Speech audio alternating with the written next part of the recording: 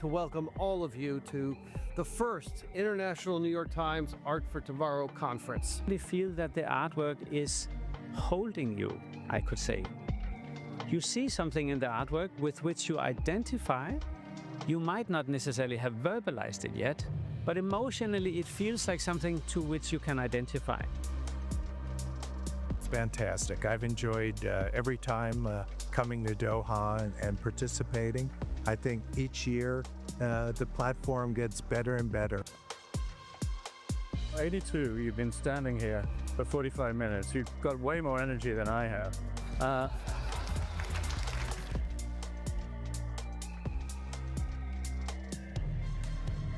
Excited to be here in Berlin with so many of the important people I cover every day in our news pages. I think culture, not only art. The film industry in the last 2 years has blossomed. Contemporary art has flourished in Greece. Independent non-profit spaces. Without democracy, but we also know that democracy certainly can't exist without culture. Can do right now, and how movements, how galleries, how anybody with a position of power and influence can support the side of people who are in resistance. We also heard about the market and how the market itself is evolving to consider larger societal questions and the push and pull between beauty, sustainability, and the economy. In a way that my painting can be used like a kind of didactic thing or propaganda, but I think that I also use this painting to go through the tension and what's happening in the militant and in the political circle around feminism. It's very exciting and extraordinary to see so many really effective women who are wonderful at creating things.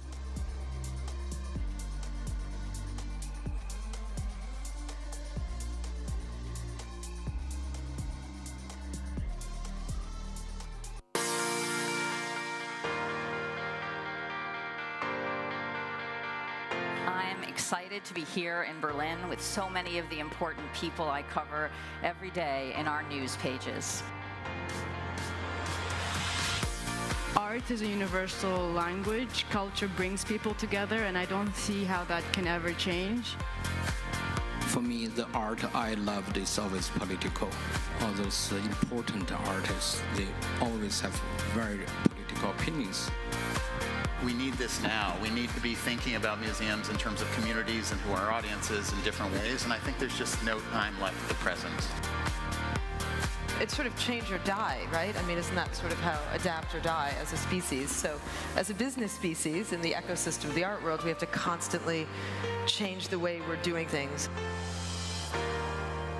What the public come to museums and pay quite large sums of money to see is the insight of curatorial talent and skill alongside the collections.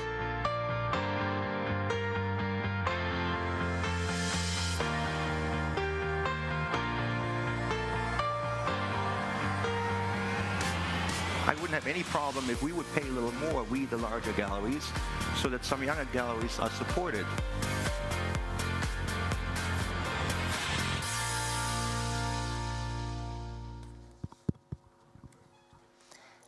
Ladies and gentlemen, please welcome to the stage Achilles Saltis, the president of the Democracy and Culture Foundation.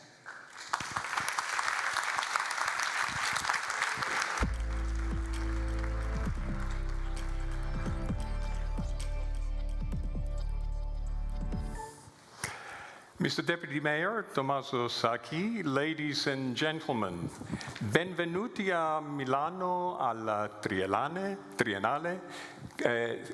questo magnifico edificio e esposizionale. That's my Italian for the day.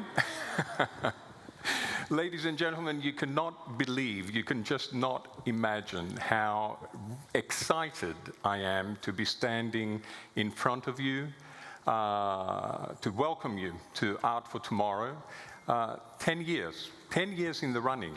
So it's been quite a journey, and this explains my sense of excitement. I want us to start by a very warm round of applause for the team that has put together, the various teams that have put together over the years, you saw some images, 10 Art for Tomorrows to get us here to Milano. So well done to the teams.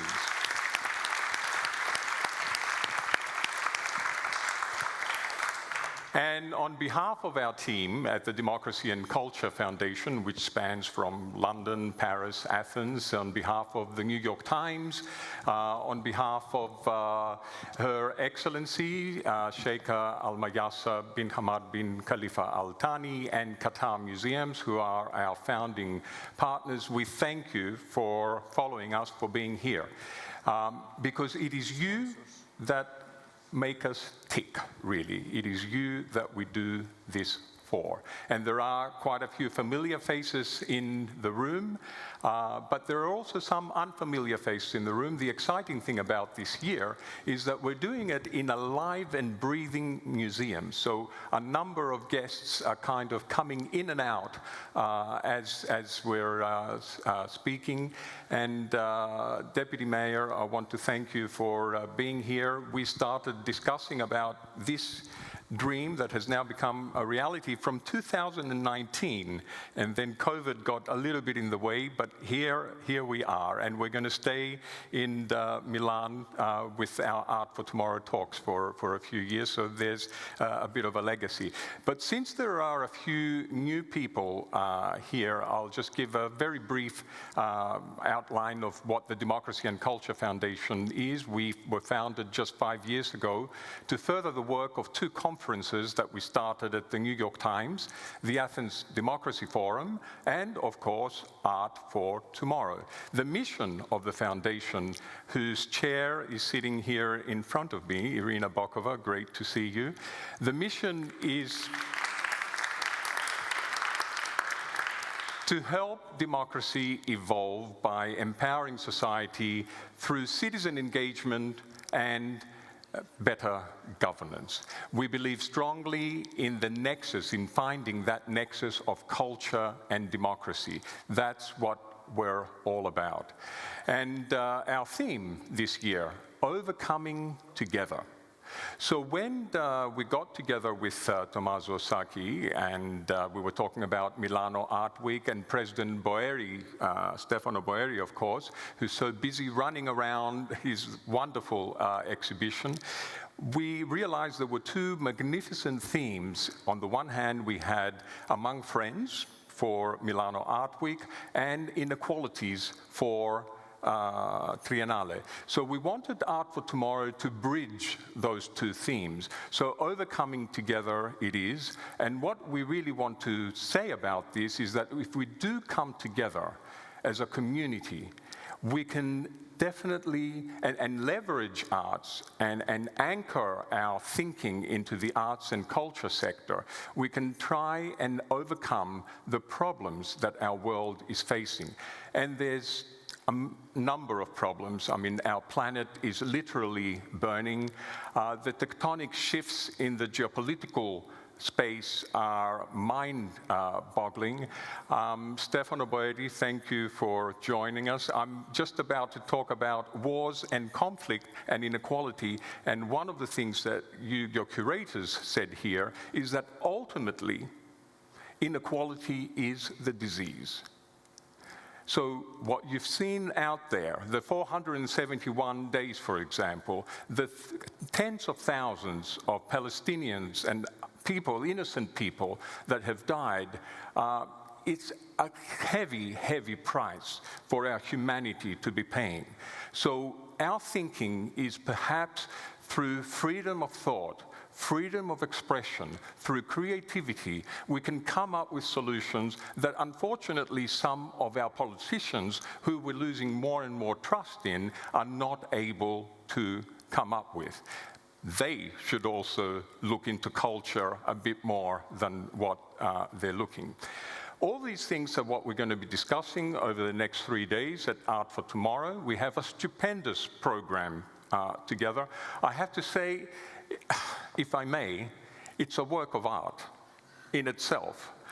The amount of you that have come to me and said, wow, this program this year is fantastic. Well, Kim Conniff-Tabor, our editorial director, is sitting right next to Irina, and you have put a wonderful program together.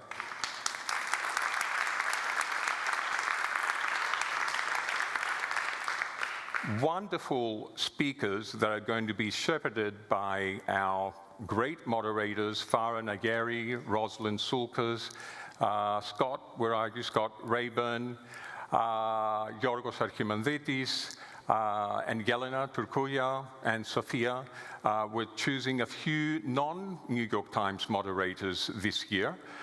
So we're diverting, we're expanding, which is great, and that's what we're going to talk about over the next few days.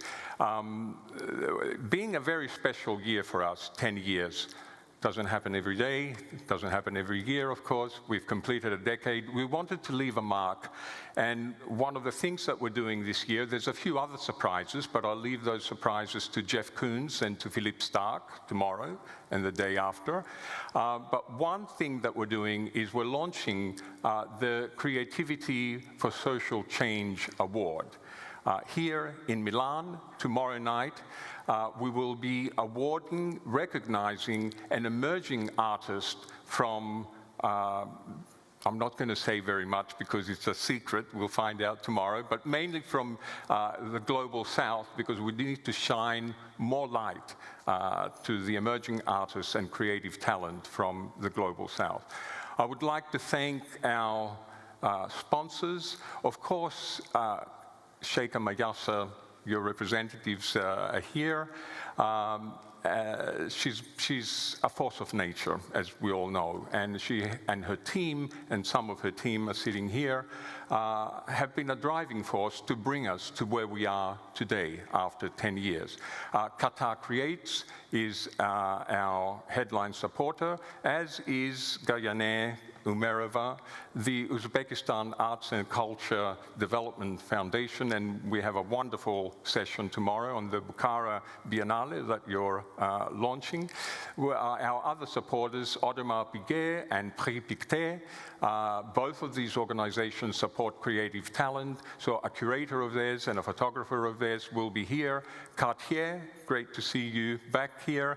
Drum and Dad, the Phoenix Museum, the Migration Museum in Rotterdam, is opening on Thursday, I believe, Kim. It's Thursday or Friday. The Queen is going to be at the inaugural visit, but guess what? We will have the opportunity to visit it before the Queen on Wednesday. We'll be the first people to ever see Phoenix Museum.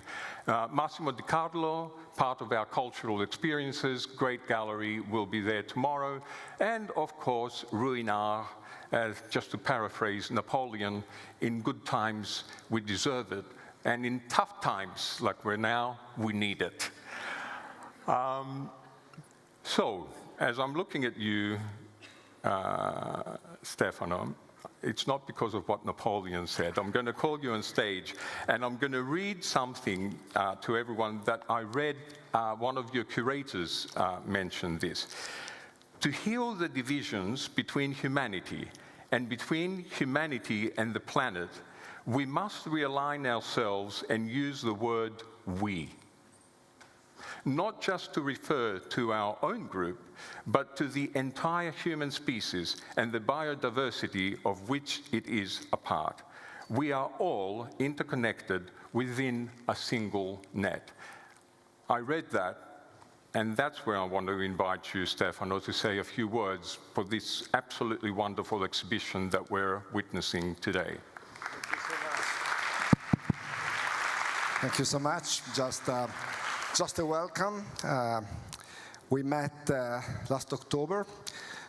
We were hosting a forum on inequalities with several thinkers coming from all over the world, Tim Ingold, anthropologists, Richard Sennett, and many others.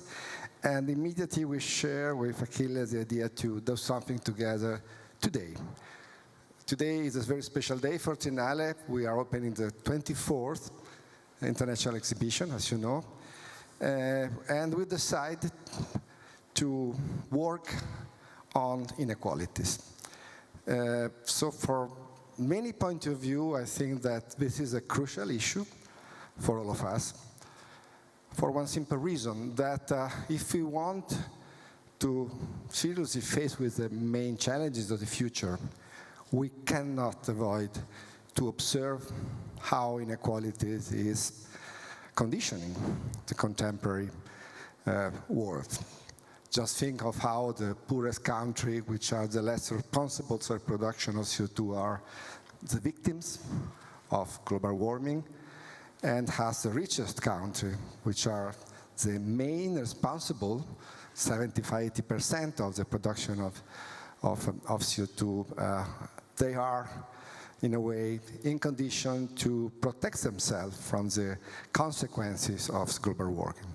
So this is simple to let's say, think to how this issue about inequality is crucial today as a kind of key entry, as a kind of precondition to see all what could happen to humanity in the future. Also, if we think to AI, the same, we have to understand how AI could or not implement inequalities, could or not have, let's say, a role in reducing the differences. So I really thank Achilles, I really thank all of you. I think the idea of imagining how we could together overcome, because this is the title of this forum, these complicated challenges, it's very important, and I thank you so much for being with us today. And that's for sure, I think you know the exhibition is there.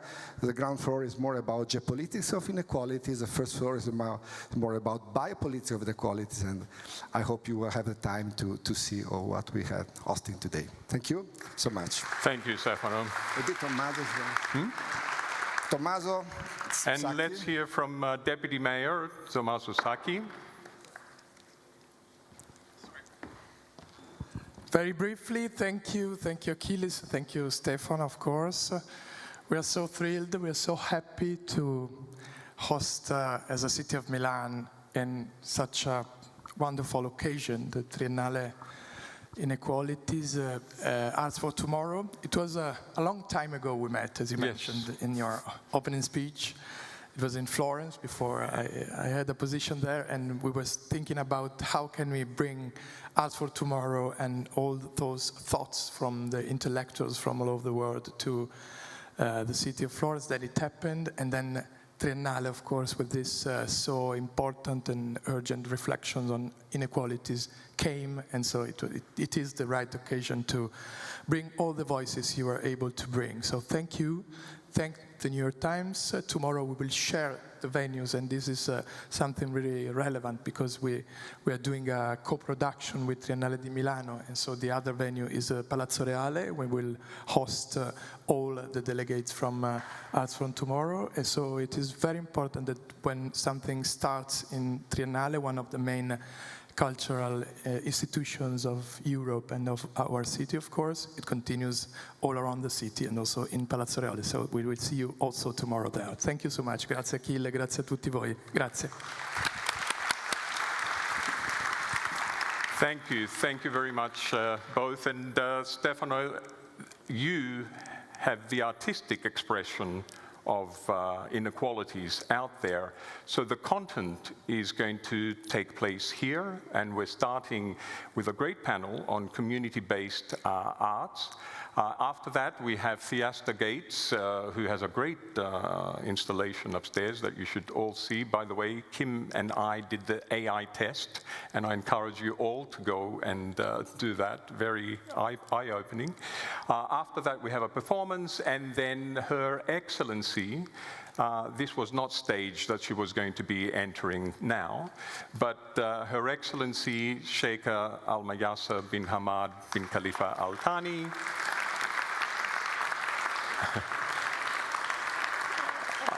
I did say, Sheikha Mayasa, that you're a force of nature, so you actually chose the right minute to come in, because I was going to say that you will be joined by Lord Foster and Stefano to talk about the next 10 years of arts and culture. So without further ado, Rosalind Sulkas, I think she's going to come from behind me. Over to you. Thank you. Music? Okay, can we go?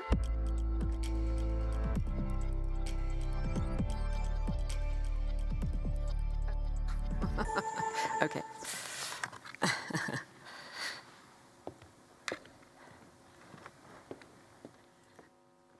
Okay.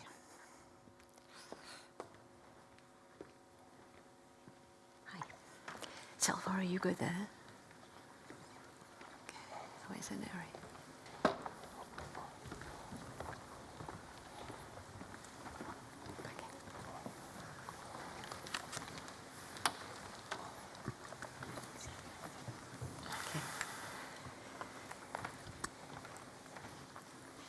Hello, everyone, and welcome. I'm going to introduce my very illustrious panel very briefly, because listing their cumulative accomplishments would take up probably most of our allotted time. Hopefully, you'll hear much more about their work and what they've done and are doing as we speak. Alvaro Barrington, closest to me, is a visual artist whose work ranges widely from painting to assemblages of material that might include yarn, glass, lights, milk crates, and brooms, and who has said he is concerned with celebrating communities in the way they celebrate themselves, something we'll talk about in a bit. Eneri is a Pishadora, a practitioner of Pishu. Am I pronouncing that correctly? Yes. A transgressive cultural movement that emerged in the 1980s in the favelas of Sao Paulo, and which involves free climbing to tag the city's buildings. She'll tell us a lot more about that. Her art has been exhibited in Miami, Los Angeles, Paris, and most recently New York. She just opened the Untradable project on the 70th floor of the World Trade Center in Manhattan, transforming the space into a hub for creation, research, and collaboration. Michele De Lucchi is a member of the Memphis Collective, founded by Ettore Sottsass in 1980, and, this is a great piece of information, the designer of the world's best-selling lamp, which is the Tolomeo by Artemidi. He has designed furniture as well as buildings all over the world and is the founder of the AMDL Circle, which works across many sectors, including architecture, design, graphics, and he was telling me other things like anthropology and psychology, we'll talk about it, aiming to provide spaces that bring people together. Alessandro Cinque, at the end, is an award-winning photojournalist whose work documents environmental and social issues in Latin America, most specifically in Peru, where he still lives and where he spent the last 6 years covering 20,000 kilometers and 35 mining communities, exploring the devastating impact of mining on the indigenous Quechua communities there. The topic of our conversation is premised on the idea that an increasing number of artists, architects, and creative figures are embedding themselves in communities, perhaps in opposition to wealth gaps and market-driven nature of the art world, or the commercial world. But perhaps another way of thinking about it, and this sort of emerged from the conversation that we had on Friday or Saturday when we just got together on Zoom to have a quick chat, was that perhaps a better way of thinking about it is that art or design helps us to understand one another and gives us access to other communities. And maybe we'll talk about those ideas. But Alvaro, can we start with a quote from the interview that I cited when I introduced you? I can't remember where it comes from. I can't remember which interview it is, but you said, "We are concerned with celebrating communities in the way they celebrate themselves," which seems like a distinction between working with communities or going into communities. Can you talk a bit about that distinction, what it means to you?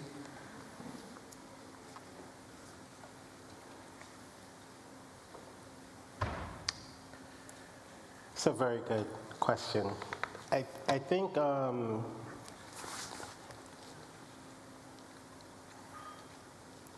I guess how I think about it is how I grew up.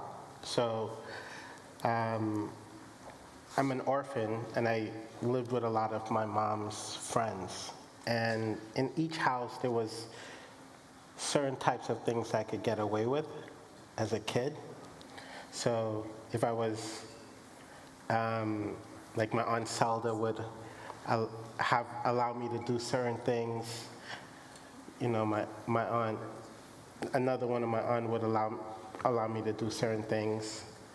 And I think in each one of their houses, what I learned, and I actually thought about it earlier today, the great thing about being in each one of those houses, the freedom that it gave me was that it allowed me to learn how they loved and how they saw the world.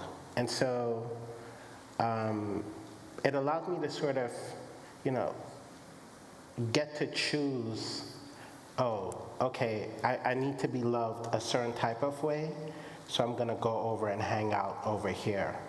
But this was also happening in New York City, where, like, you know, if you went to the West Village, there was a certain type of community that hung out in the West Village. There was a very different type of community that hung out in the East Village, very different type of community that hung out in Flatbush. And just being a kid from New York, I was able to sort of be in all of these neighborhoods. Move between them. And move between them. And really got to celebrate, be in these cultural spaces that, you know, you couldn't necessarily do certain things in certain neighborhoods without being looked at as weird. But if you wanted to go to the West Village and do certain things, you could do it and be celebrated. And so as an artist, I just sort of feel fundamentally that art is about sort of being with a community, how a community celebrates themselves, and celebrating with them in that way, because then you also learn how to celebrate yourself. So I hope that. Okay. We'll come back to something else you said on the phone on this topic, but I want to ask Canary first about your work, because your work is extremely directly engaged with a very specific community, the Pishu community. And perhaps before we talk about that in more detail, you could actually explain to the audience what this is. I mean, I think probably few of us really know much about it. I certainly didn't before. Okay. So I grew up in São Paulo, and the Pishu movement is something so impossible to don't see around. And for me, I think as everyone who grew up in São Paulo and some cities that are from the third world, and not only these ones, but the art scene and the museums and the institutions for me was something so fancy and so far away, because even the local where they are and the talks they have, because sometimes people try to make art so exclusive that it turns into a tool of exclusion and into a tool of marginalization. So I choose the gallery that have millions and billions visitors all day to express myself. That is the city. So I started painting in São Paulo, climbing buildings and doing the facades. Just maybe explain what it involves. Yeah, for sure. The Pishu movement, it breaks the aesthetic with graffiti. It's a really cultural, political movement that uses mainly the black colors and have a simple and aggressive visual. And it talks with the community because it's the way that people from the hoods express themselves. So you walk around São Paulo, and now in the whole country from Brazil, and it's impossible to don't see it, because people, we have a lot of people that want to express themselves, but they don't have the space to do it, so they use the city as the tool and as the stage to create the impacts and to express themselves. When I was doing a bit of research about the practice, I read that it aims to break away from the imported idea of graffiti. Yeah. Can you say a bit more about that? Not only the imported graffiti, but also the whole architecture from São Paulo is imported. So it's something that breaks with this, you know, with the imported aesthetic from art, with the imported aesthetic from the city, on the whole architecture. So it's to confront these imported cultures, because we live this on the clothes, on the music, on the architecture, on the art. So the pitch is to break all of this and try to get together our own aesthetic. And I think this also happened with samba and with funk music right now. So in many ways, even from the clothes styles, I think that in Brazil, especially, and many other countries, have this urgency to get their own styles instead of value and try to import everything from especially US and Europe aesthetics. How much do you feel, though, that you are engaging with a broader community? I mean, who is the work for? Or is it really very much a Pishu community? Or I think Pishu talk with community because also talks with the city, you know, and also it's a place, you just need to grab a spray can and express yourself. So also many communities from São Paulo and from other places, the Pishu is the only art they have, you know. So it's the only art that access their places, because sometimes the institutions and the museums are so far away from them that they don't have nothing else than the Pishu itself. So it's the culture that talks with the community, because it's simple, it's aggressive, and everybody knows what it is. So it's much more easy for people from that, especially are from marginalized communities, it's much more easier for them to get this essence than some things that are showed on the institutions. Okay. Michele, well, you're an architect. I'm tempted to ask how you feel about tagged buildings, but maybe we can come back to that. But I want to ask you about the AMDL Circle, which you founded in 1990, with the idea of creating design that will actively benefit society. And your website says, we design buildings, environments, objects, and graphics that inspire a peaceful coexistence between individuals and communities. And it sounds very idealistic and hopeful.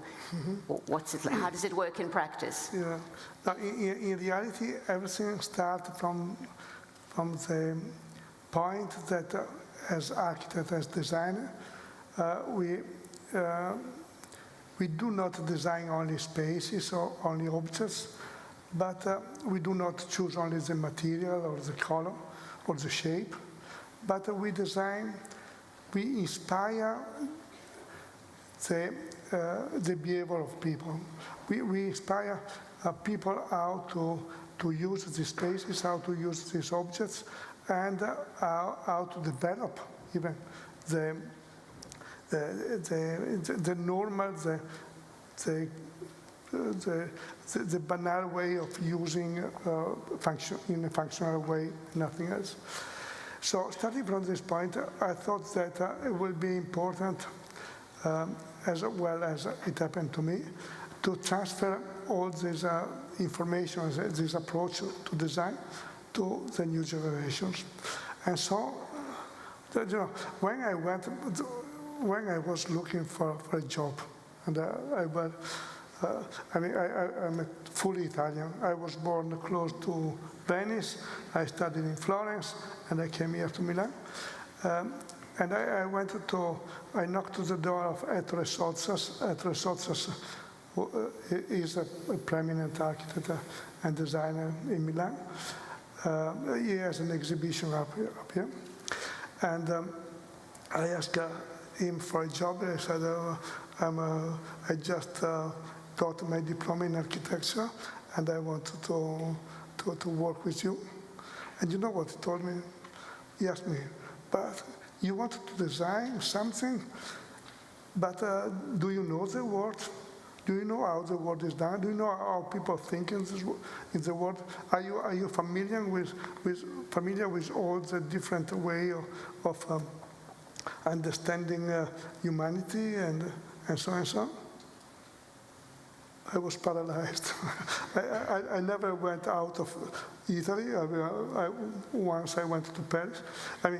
I didn't know the word, and this was very important for me. It was the most important information I got in my life. If you want to design something for the world, you have to understand the world, and you have to be open to all the possible face of the world, all the possible different attitudes. And so I want in some way to pass these informations to the new generations, and instead then to get an office, an institution that would be managed by somebody without me in the future. I thought, well, instead of that, we do a kind of organization that I called the Circle, in which everybody can participate, and not only competent in architecture and design, but everybody that in some way has to do with the idea of life. Psychologists, scientists, physicians, and so on and so on, but especially anthropologists, because we are going with technology today. We are going to separate constantly the future from the past, but there's no way. I'm sorry, I hope not to offend anybody, but we are all animals. And we are animals. I mean, we are different from animals, but we are animals. We are getting from the same kind of evolution, body evolution, brain evolution, attitude evolutions, thinking evolution. So this is very important also to understand the future, how we react, because a lot of times we do not react as humans, but we react as animals. You know perfectly about that. We feel something inside ourselves that we want to explode. We are full of angerness. We are full of... this is not the way to face the future. And the Circle is supposed to do like that, to think like that. With the Circle we do visionary projects, because most of the time we do not spend only for satisfying the client, but to satisfy ourselves. And this is the best way to satisfy also the client. In the lift, in the building where I work, I have an advice, and it's written, please, don't give to the client what they ask for, but what they have never been able to dream about.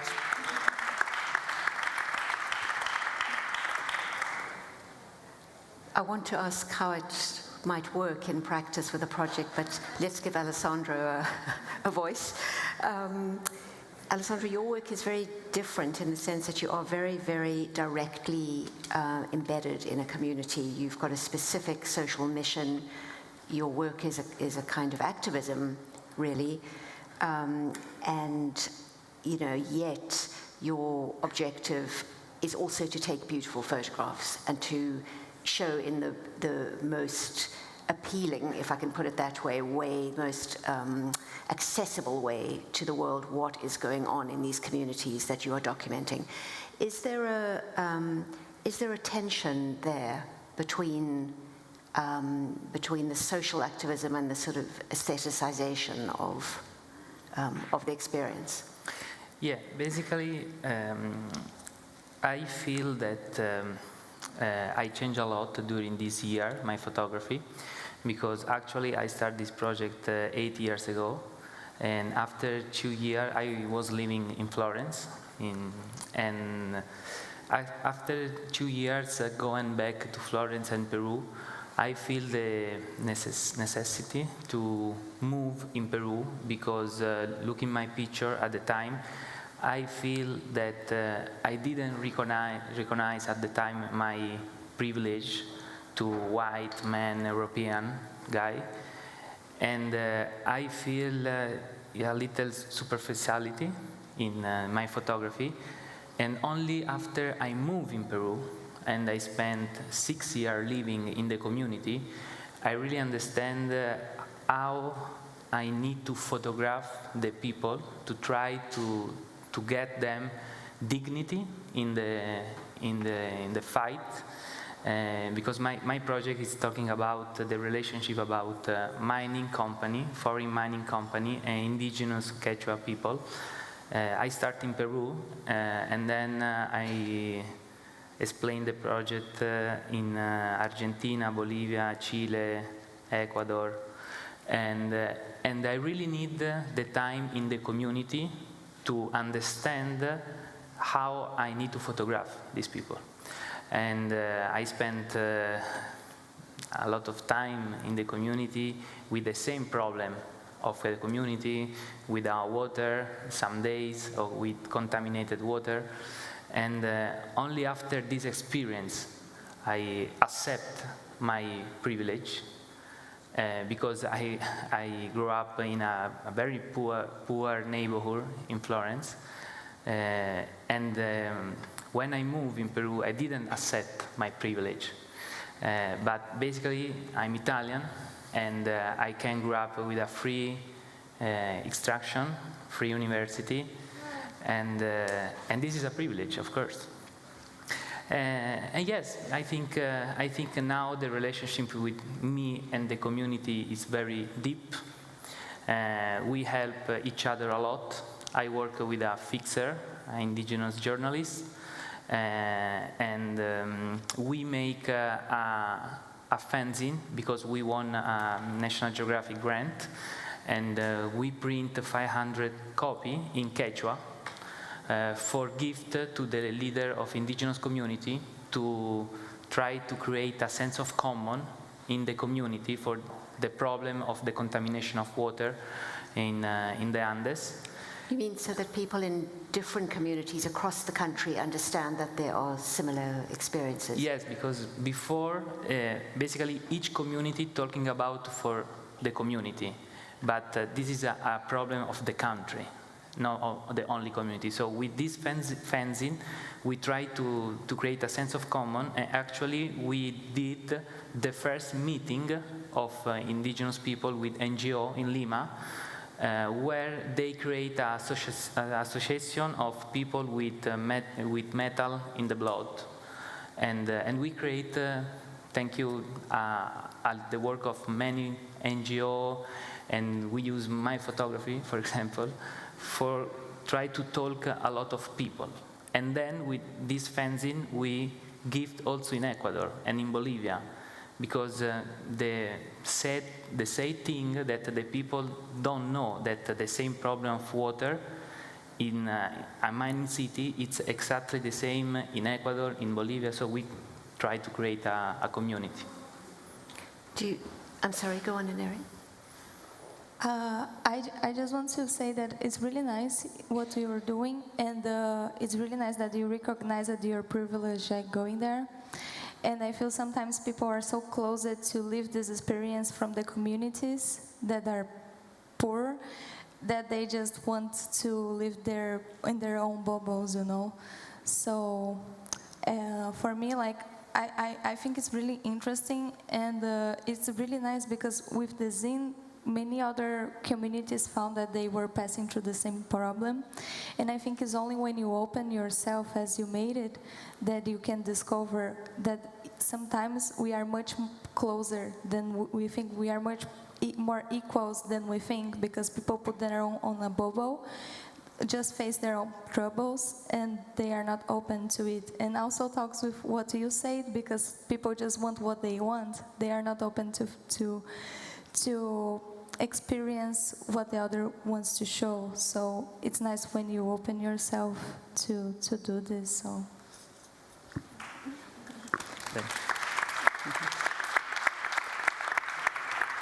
Alvaro, when we spoke on the phone on Saturday, you said you disagreed with the idea of going into the community.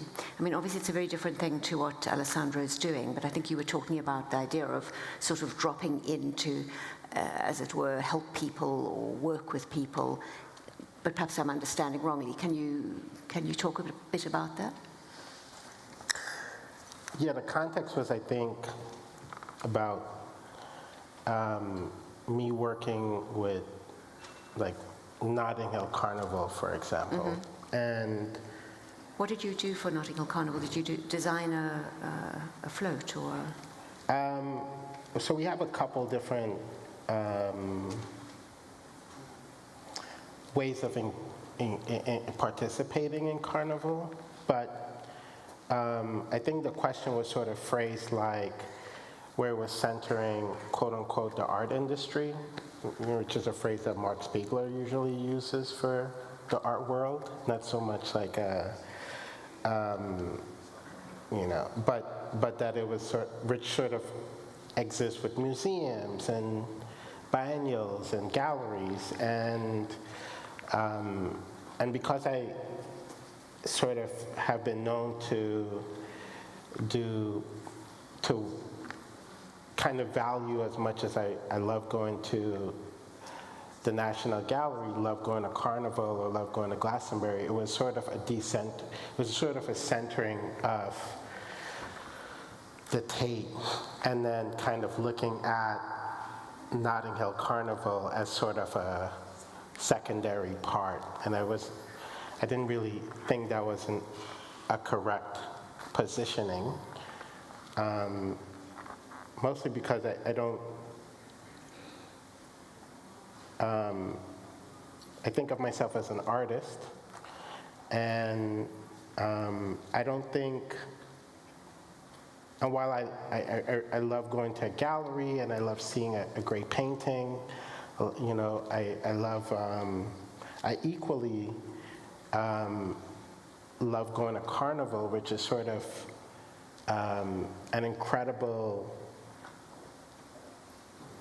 form of creation that I participate in. But it was more about, the question was more about a centering of like, a positioning that the art world, art industry isn't a community in itself. It is a community. It's a community that, we all can have conversations about Picasso or Louis Bourgeois, but there's also a lineage of other communities that that I think about, that I participate in, whether it's hip hop, whether it's festivals. All of those have a particular type of creative legacy that they're operating in that I'm excited about. So I just didn't really like the centering. So you're saying there isn't a hierarchy for you? It's all equally valid?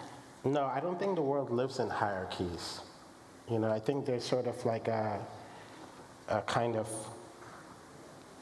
insistency of certain hierarchies. I do believe in systemic violence, right? Which, I've said this a couple times. I do believe that one can exercise power against another community.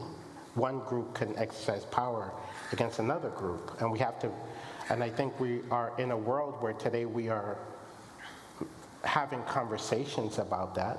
What does it mean to be a white male, or, but I don't necessarily believe in the hierarchy of experiences. Neri, I'm just thinking from what Alvaro is saying, you're talking about the sort of the perhaps perceived centrality of an art world experience versus a sort of community experience or popular culture experience. For you, you've just had this exhibition in New York. How has it been for you to move from a kind of street movement into a more formalized context for your work? Actually, I just landed from New York from this project, and I came straight from here. But I will talk more about on Wednesday. I want to invite everybody to come and see a little more about this project and my work. But I started on the painting on the street, but I saw that if I would keep only on the street, even if I was putting some political messages, I would still not be into the whole impact that I want to cause. I would not get into all the spaces that I want to be on. So I also do paintings, sculptures, installations, as is this one that we are made in New York. That it's try to push people to talk with, not only to contemplate, you know. So you have the aesthetic of the Pichu movement on the windows that talks with the view of the city, but also we push what is written there that talks with the view of the city to real talks. So it's a space, an open space, so people can go there and talk about some issues that are urgent and that we really need to start to think about and to talk about. And for me, the first steps to create this impact and to solve these issues is to talk. So what we are doing here right now, what I was doing in New York, for me, is much more than put a phrase or something so people can read about and just feel it. I think it's nice so people feel part of it and also contribute with the discussion and be able to talk. And we need to be open to listen and to talk and to live in this community to make these things happen. Michele, it sounds a bit like what you were saying. Yes, I'm just thinking that I'm very lucky. Because what I do as a part that is dedicated to functions. So everybody in some way has to use. And if it is not working, it's a disaster. But if it is working, everybody use. And I can introduce my messages, my art, my imaginations, my shapes, my colors in the products that I design. And this is a very lucky condition because a designer in some way is much more capable to enter in everybody's life and in everybody behave. The matter is that as designers, we are very deeply and very aggressively, if you want, judged by the market.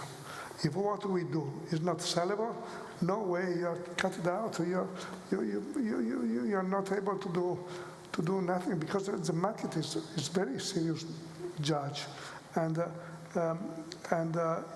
if what you design is not easy sellable, not easy packable, not easy transferable all around the world, not easy to disassemble and to recycle.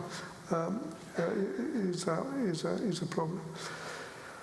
On the other way, everything has advantage, disadvantage. On the other side, another way, we can design something that can be very much distributed all over the world, and but we lose this wonderful opportunity that you have, all of you as artists, to judge your work.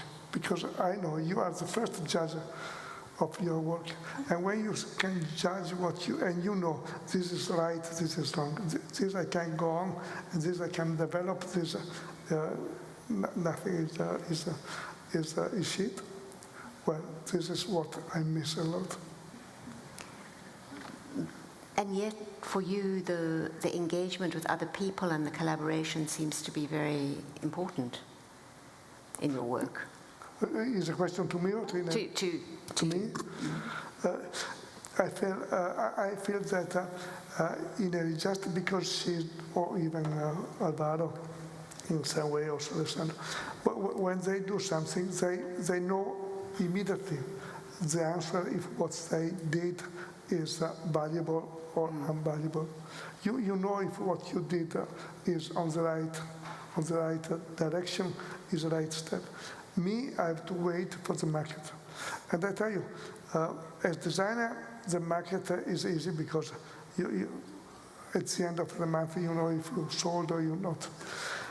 In architecture, it's much more complicated because in architecture, you have to wait a lot of time to build up the building, and after you have to wait if the people that is going to live there is happy, and after you have to wait to know if it is easy to sell or not.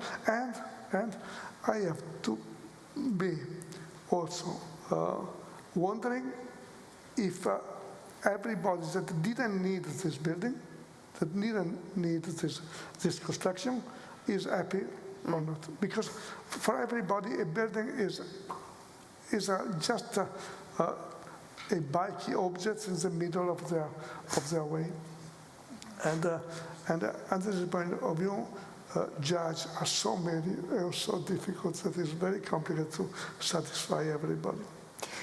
I wish we had time for you to describe your happiness project, which you talked about earlier, but I want to, when on the phone, but I want to leave a little bit of time for questions, and I want to ask you just one last question for all of you, just to respond in turn, which is, what does public engagement look like for you as artists or creators, and do you feel it is part of your role or not? I mean, clearly, Michele, you do. May I start? Yeah. But I will say that I feel part of an evolution, of a world that is an evolution, and we have continuously to produce some intellectual excitement to bring the discussion on, to make it more and more gratifying the relation with other people.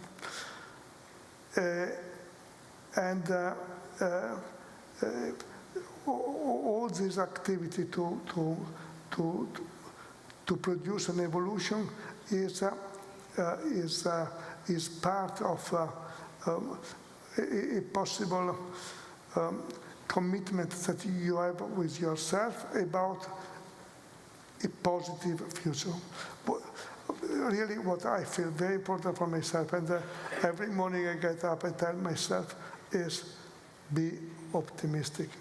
Because to be architect, to be designer, to design for the world, and to be pessimistic is really the worst possible condition. Alessandro, do you feel optimistic with what you do? If we talk about mining and my project, no. Because we stopped with copper and now we start with lithium. So, but I'm optimistic because I see many aware about this topic, and also with this globalization the journalist is change. Now everyone is like a journalist, no? Because if we're talking about journalists, the news agency published the first picture of the people, normal people. So this globalization of information, it's optimistic for me, because now, for example, are here in Milan, and we're talking about the Andes. So in this way, I'm optimistic. But now we need the constants of people that change. Ineri, what about you? Is public engagement the objective for you? Is that your role, or do you feel that it's a more personally expressive idea? It's not only a personally expression, because I always like to study what I'm painting, where I am, and what way I can talk with the community where I'm painting. So even in the beginning, when I was doing my signatures, I always try to put some political messages so can mix with the people's feelings somehow. So I don't know about being optimist or no. I think what I do talks a little more about my feelings and my anger, and I think sometimes we are in a positive day and sometimes not, but I think I try to be always open to talk with the place I am painting and to leave the community and to ask them about how is their lives and all these things. So when I go to do a work in some place, I never go in my mind what I'm going to do. I always like to spend some time there and see where I am before I do something, because this is the only way to talk about the place I'm going. Because even if you are studying the place online or something like this, it's not the same as being there and live. So this is one thing that is really important to me, to my creation, is to feel and to communicate with the place I am. place. Yeah. Alvaro, what about you? Do you see public connection as part of your role? Yeah, I mean, I think all art is about a public dialogue.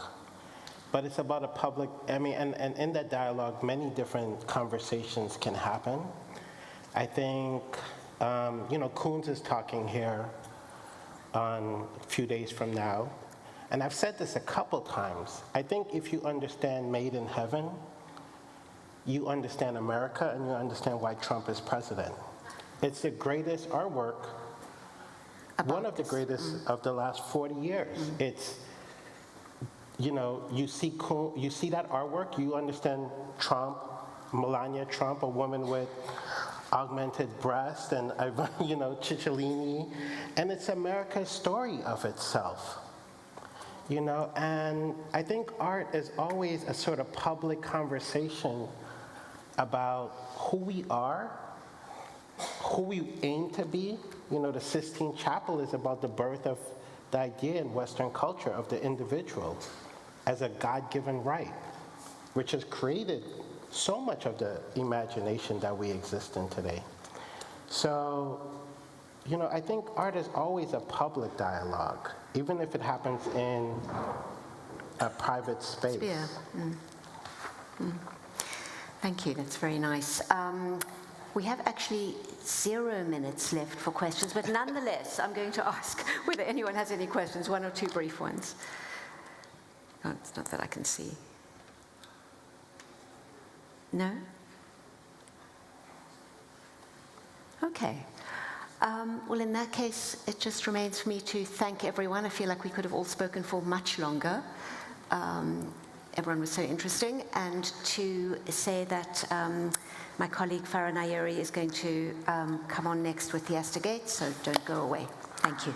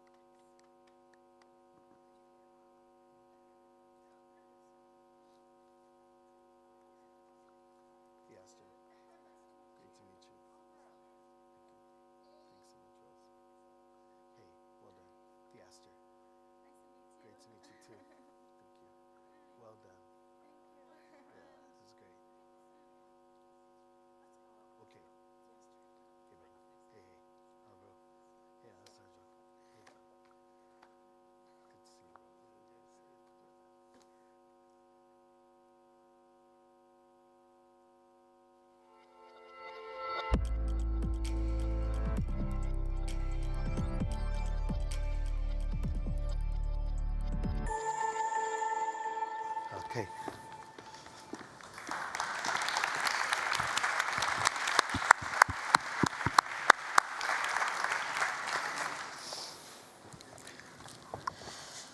Good afternoon, good evening, everyone. Ladies and gentlemen, what a joy it is for me to be back in this country, which is practically my own. I am from Iran originally, but I lived in Italy and I left a large piece of my heart here. So thank you very much for hosting us here in Milan and at the Triennale. So my guest this evening, as you all know, is Theaster Gates. He doesn't require much introduction, but I did want to mention that I had the pleasure of interviewing Theaster for the New York Times 3 years ago. If you have a subscription, which you should all have a subscription, you can look it up, not because it was my article, but because Theaster is a very eloquent man, and he had some very thoughtful things to say. And he had designed what some of you probably saw, this pavilion, this timber cylindrical pavilion called the Black Chapel, which was at the Serpentine Galleries in London. And it was a very beautiful edifice, and outside on the lawn, he had placed, listen to this, a bronze church bell which he had rescued and salvaged from a Catholic church on the south side of Chicago, which had been demolished in 2014. The Black Chapel and that church bell, I think, illustrated very well what Theaster does, part of Theaster's art practice. He creates spaces of culture and contemplation from houses or churches or stores that have been shut down or that have fallen into disuse and disrepair. Theaster is also, of course, a master potter and ceramicist, and he's also a painter. Theaster, I wanted to welcome you to Milan and to the Art for Tomorrow conference. Thank you very much. A very warm welcome to you. Thank you. So, my first question is a bit of a surprise question, Theaster. I haven't told you I was going to ask you this. Okay. All right. Your hometown is very much in the news right now. There's a man from Chicago named Robert Prevost who has just been elected Pope Leo XIV. When he was a boy, young Bob, that's what he was called, or should I say young Leo, regularly attended a Catholic church on the south side of Chicago where you live, Theaster. And that church was called the Church of St. Mary of the Assumption. And it wasn't far from that church where you got the bronze bell that you brought to London. So that church, the one that he attended as a kid, has fallen into disrepair now, as you know better than anyone. And according to the New York Times, a colleague of mine wrote a very good story, which you can also read on the New York Times just last week. And he said that this church was not in a very good state right now, and that there was even graffiti behind the altar. Now, I don't mean to put you on the spot, Theaster, and I realize that it's not your job to restore and refurbish the childhood church of Pope Leo XIV. But I did want to ask you how it feels, you know, to see someone who grew up going to church in your neighborhood on the south side of Chicago being elected Pope. Well, your question, your story has a lot of good questions in it. And I think several of them are worth unpacking.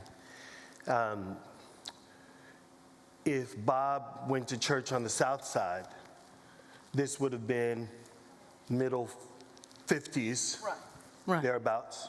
So the south side that I live on is a very different south side than the one that he knew in the 50s. It's a south side of Chicago it had gone through a German wave in the 20s, an Italian wave in the 30s and 40s, and then it was open to a kind of poor immigrant community, poor whites. It was in advance of black folk really occupying parts of the south side like that, and when blacks came, later 50s, that was probably also the time when whites in the early 60s started to exit. It would have also meant that the Catholic community that really used the church in its economic come up to keep community, to keep tradition, and to keep religion as a kind of unifying agent for a core of people, that function of the church, the Catholic Church, dwindled and dwindled and dwindled. And at the same time that you had the dwindling of the constituency of the Catholic Church, blacks were moving in, and the Missionary Baptist Church and the Pentecostal Church was growing and growing and growing. So in a way, God wasn't dead, God was just morphing a bit. Right, and so that community that he was a part of is no longer there, but that church that he went to every week is there. Yes. So what's happening to it? I think that it's the occasion that the Catholic Church has a crisis in the United States, that fewer and fewer parishioners are going to church, and the Archdiocese has a new problem, which is in the absence of people who believe or people who attend, what do we do with these houses of worship? And 3 days ago, I was looking, if you go online, you can look at Archdiocese Real Estate Chicago, and a list of properties come up, and they tell you all of the churches. And Does that one come up? yeah, How much is it? $1.4 million thereabouts. That's not very expensive. But it's also, you know, these are campuses. So there's a nunnery, a rectory, a school, and a church. And the church is you know, so in a way, how is it possible? Well, I know this now. You can, the Archdiocese can desacralize a church, remove its artifice, and essentially take the Spirit of God out of the church, if you will. And then the building is left to be a building. In the same way that I'm staying at Portrait, which was an old seminary. It's desacralized and it's a very nice hotel. But I think that it also acknowledges the fact that there has been tremendous lack of investment in parts of the South Side, and the economic engines that used to live there, that kept Germans and Italians there, are no longer there for black folk who live there at 99% of the population. And I mean, you know, this election, historic election, may attract attention to that particular building, edifice, and place of worship. Anyway, let's move on and talk about you, and not just about Pope Leo. It's a good question. Thank you. I also, as I was saying earlier, a key part of your practice does involve taking over derelict buildings, collecting and redisplaying their contents, and they can be historic book collections, magazine and album collections, which you've retrieved from stores that used to be open and are not open anymore. And you turn these spaces into centers of culture, and it seems to me, so this is really not gentrification, it's kind of the opposite. You're restoring soul and spirit back to the community and back to these spaces. And so, very basic question, Theaster, why do you do this? If we start with my art practice, I think that my practice, in order to be its best practice, it needs a good problem. And the problem that I gave myself was, you know, what would happen if I stayed in a place, and as my desire for amenities grew and my capacity to take advantage of those amenities grew, if those amenities didn't exist in the neighborhood that I lived in, could I help in the creation of those amenities that I wanted?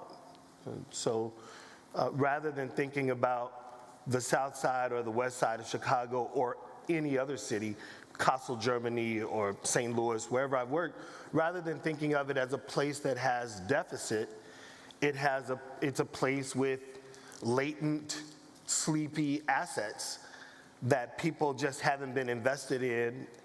And could I use my practice to make something happen? Let's say make something happen.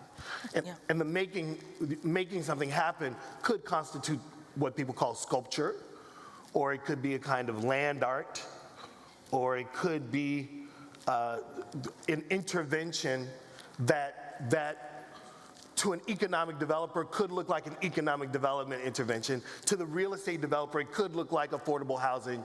To the mayor, it could look like political positioning. But for me, it is the choice to use my capacity to solve a problem. Okay, but the thing is, the people of some of the people in these communities, like the rest of us, they need to put bread on the table. And here comes Theaster Gates creating archives, libraries, places where you can go and sing or dance or engage in community, you know, cultural interaction. But the thing is, how is that going to help me put bread on my table?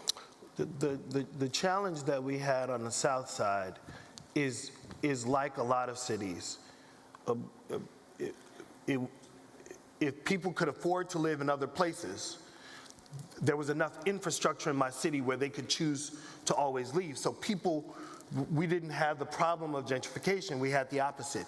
If someone hit $60,000, they could then afford to live in another neighborhood. They hit $80,000, they could move from that neighborhood to another, 150, and so and so. So we always lost many of the smartest and most stable economically. So part of it was, how can these creative projects first signal to people that staying is an option?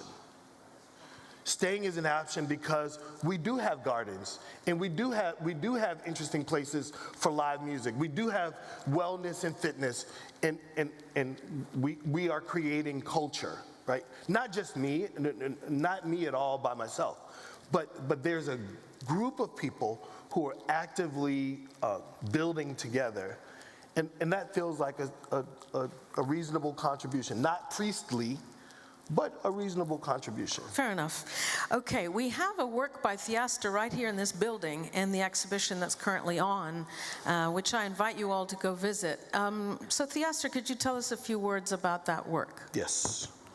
So, Ettore Sottsa's. Ettore Sottsa's, yes, the great Italian architect. This architect, designer, thinker, tinkerer,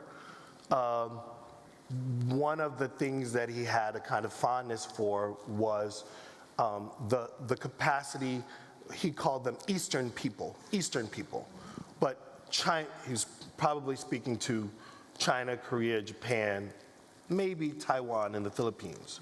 But Eastern people had the ability to imbue materials with power. And he was talking about that differently from the way, say, in his essay, Italians might use terracotta to build roof tiles. But he was talking about the ability to create kind of spiritual energy within a thing. At the same time that I was learning about Sottsa, I was also spending time in Japan with a Japanese potter who made cups and bowls. But when you look at his archive, I had access to his archive, he was often looking to Italian, French, and German kind of modernism and moments of interesting design and creativity, including sculpture and painting. They were born around the same time, and I thought maybe there was a way through my practice that I could introduce these two souls who are, neither of them are on earth. I've never met either of them, but it seemed like Japan was speaking to the West and Sottsa was speaking to the East, and that the ground on the second floor would be an interesting place for them to meet. So I took all of Yoshihiro Koide's pots, all of the pots that he made over the course of his life, and the work is called Clay Corpus, and I basically had those pots hug the apartment of Ettore. That sounds wonderful. Thank you. Unfortunately, we only have 11 minutes. I mean, it breaks my heart because I do love talking to Theaster, but hey. Theaster, I just wondered if you could now speak to us about a more general topic, which is on everyone's mind, which is the changing political landscape in the United States. I'm not going to add anything to that, but I just wanted to ask you what your, how things are with you and what you do in Chicago on the South Side and beyond.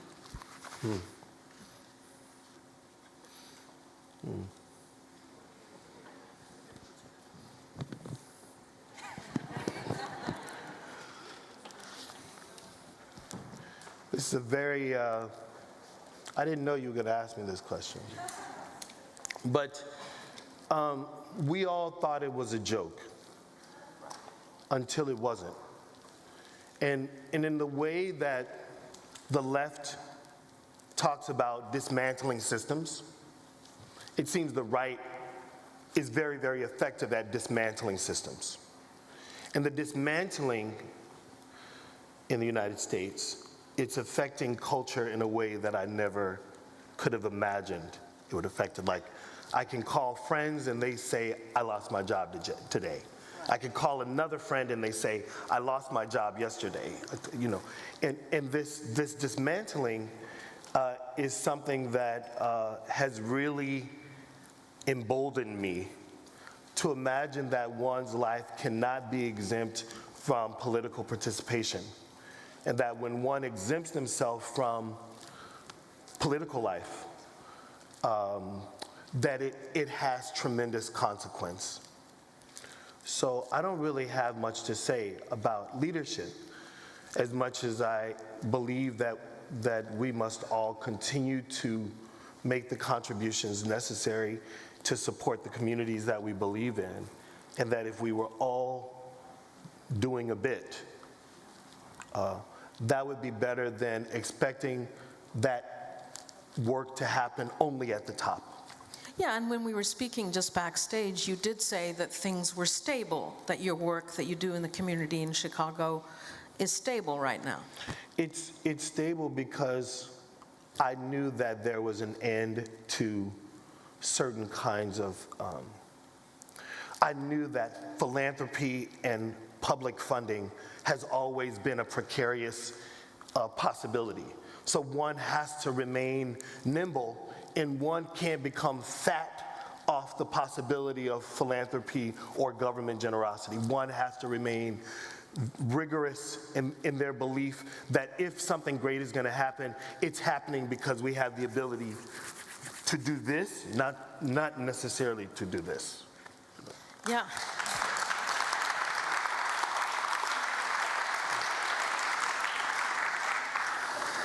And there's also the question, in the last few years since the tragic passing of George Floyd, and before that with the #MeToo movement, we have seen the foregrounding of art by women. I mean, women, we're not a minority, we're half of humanity. Yeah. I did the math. Yeah. 50% of humanity, women. I wrote a book about this, it's called Takedown, never mind. Anyway, so the thing is, women, okay, have been given opportunities they've never had. Really a lot on the back of the #MeToo movement, okay? And then with George Floyd, that precipitated also the foregrounding of extraordinarily great artists who happen to be non-white, non-European, non-white, and non-male, or male, but whatever, anyway. So now in this new landscape, we do see criticism of diversity and inclusion, very heavy criticism of it. And again, I'm not trying to have a political discussion with you, but unfortunately, even when we talk about art, these things come in. What does that mean for the ability of women or, artists who are not white, male, to be foregrounded? I mean, or, are we now so much part of the culture that we're okay? There's something great in your question. You've articulated that from time to time, something happens that could be horrific, it could be great, it could be, but something happens that stirs people, or that moves people, or that precipitates a movement, that gives people a reminder that the world needs that participation. And I feel like the work that we're called to do as artists and creatives is to be a part of making those great moments happen. Because when I hear George Floyd's name, it's almost like we forget that he was a human being who was killed mercilessly. But what we remember is that he's the symbol of a movement. And I think we have to carry both. And in the absence, in the same way that we're talking about the decay of the Assumption, the Mary of the Assumption, the church, yeah. that George Floyd represents a kind of new martyr. And the gift of martyrdom is that it reveals for us the truth of power. And it stirs us. And so I hope that we could be a part of the creation of work that is not just about the generation of sales receipts and transactions and shit, but that we would be a part of something that has the potential to do more than the individual work for an individual person. It has the ability to move the world. Excellent. I'm going to quote from the last interview I had with you, which was 3 years ago. And I asked you, Theaster, what about the issue of race in America? And this was 2022, the summer. And you said, there is progress, and that progress has always created war. I'm curious about the inevitable consequential violences that erupt when equity is at stake, and of course equity meaning racial equity. So what are your words now? What are your thoughts, Theaster, on that particular, on those words that you said to me 3 years ago? The progress that has been made has generated tremendous fear. And that if we don't figure out the relationship between that powerful fear and our powerful love, if we don't figure out a measure of those things coalescing, we will see unseen violences between people. And that those violences will be the byproduct of the fact that a smaller and smaller group of people are really, really afraid that they will lose something that they feel is almost a spiritual inheritance of some sort. And that our inability to learn to play together and share means that no one is going to give up their power without violences, and people will become more and more disenfranchised, disheartened, and I think that disheartenedness may cause the revolutionary means necessary for change. Wow, great. Theaster, we're about to wrap up soon, and I wondered if there was anything else you would like to add before we bow out and say goodbye. Yeah. I never expected that I would talk about politics at a design triennale in this way, but maybe the necessary conversations have to happen everywhere. And so while I love talking about the design of a chair, I want to talk about that, I want to talk about architecture and fashion, I also think that we can't have conversations without the truth of the political. So I'm happy that you asked me these questions, and also a little bit happy to be here.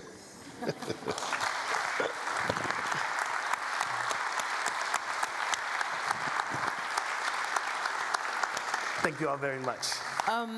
Theaster Yeah. Gates, I wanted to thank you so much for being with me on stage. Lucky me getting to speak to you today. Thank you. And thank you for allowing me to ask intrusive questions about the Pope and politics and things like that. But I am a journalist, you know, we do talk about the news. Great. Thank you all very much. Thank you so much. You stay now. I'm just going to read something. Thank you. I would just like to introduce to you now the cellist Ok-Kyung Lee, who will give a short performance which will prefigure her performance back here at the Triennale on May 5th. So please make a note and please enjoy her performance. And she will be followed by my colleague Scott Rayburn, who will be moderating a panel for us. Thank you so much. Thank you.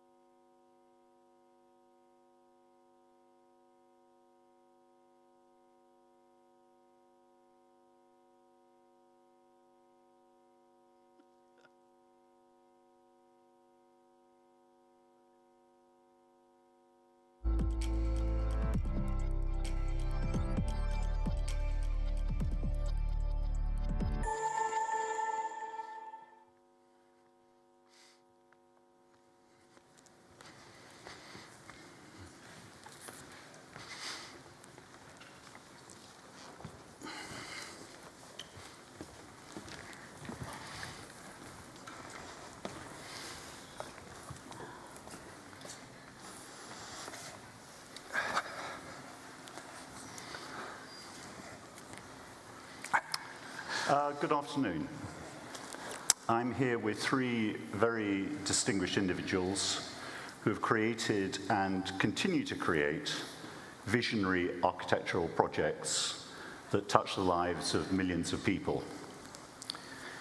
We're here to discuss the future of such projects at a time when the very idea of the future has become frighteningly unpredictable and provisional. Achilles talked about culture in 10 years' time. At the moment, that feels a long way away. Now, let me start with Stefano. As I understand it, an inspiration for this year's Triennale is the recently published History of Tomorrow, for Tomorrow, by the Australian philosopher Roman Krznaric. Now, this discusses the difficulty of overcoming the tyranny of the present imposed by the pace of geopolitical events and the power of social media. How do you think we can create a culture of tomorrow when we are tyrannized by today? And how does that relate to the whole issue of inequality? I just thought we'd start with a really easy, simple question. Thank you so much for the question. So I think that book is amazing. It's a book where you understand that sometimes studying the past is crucial if you want to be aware that the present that we are now experiencing is not the unique possible present. And what you wrote in that book is extremely fertile and also from a certain point of view intriguing. And it reminds me also something that we are hosting in this exhibition, Inequalities. Just to give you an example, I think that what Chester Gates, just explaining what Chester Gates has exposed on the first floor of Triennale, so this idea that traditional aircrafts could be and could have been amazing, let's say, social elevators, amazing ways to improve the quality of life of millions of people. It's in itself a lesson that we should learn if we want to understand how to change the present condition of, let's say, many components of our urban societies.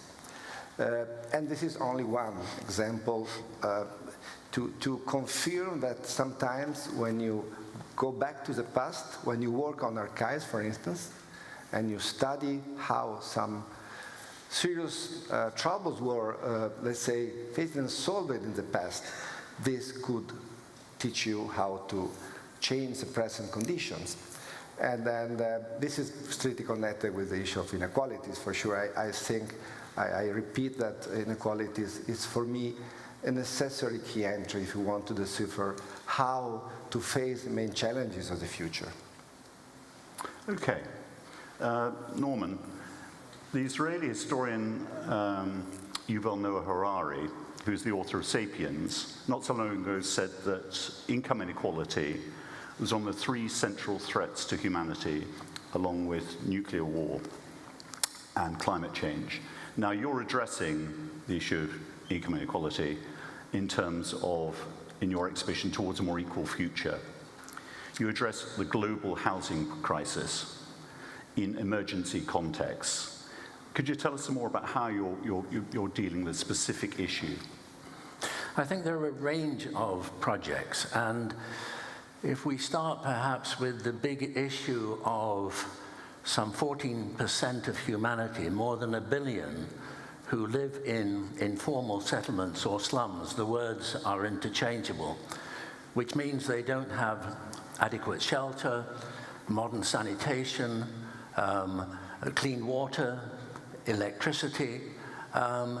So how do we address that? The conventional solution is to bulldoze them, to relocate those communities, often away from their source of livelihood. So with the foundation team, we work with another foundation, the Tata Foundation, on the proposition that those communities were not communities of despair, but rather of hope, with a very strong sense of identity and place, and demonstrated that within just little more than working on site with that community, identifying the interest groups, 3 interest groups. It was a fishing community in the Indian province of Odisha, and saw the transformation from within of introducing recycling of waste, modern sanitation, public space.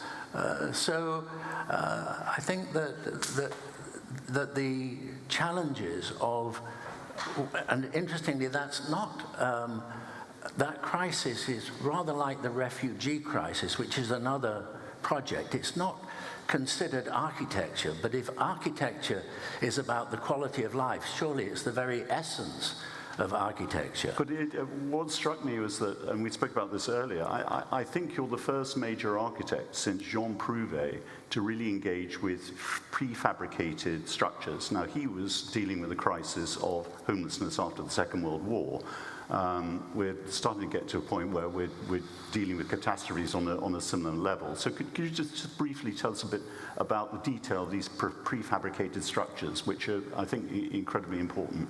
Well, the refugee unit started with a workshop in the foundation, and the scholars, the students, quite rightly challenged the premise that a family would grow up through generations, 10 to 20 years, in a canvas tent, and suggested that there had to be a better solution. Why could you not build something in a matter of days that would be more durable and more dignified?